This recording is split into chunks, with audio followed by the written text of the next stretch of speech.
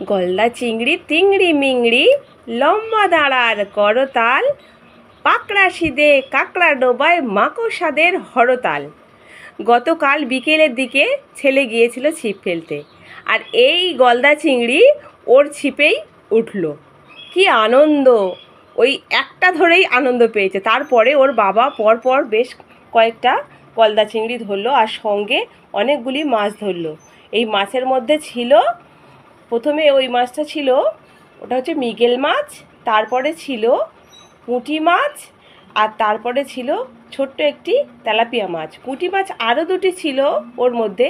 আর এইগুলো দিয়ে আজকে দুপুরবেলা জমিয়ে খাওয়া দাওয়া হবে।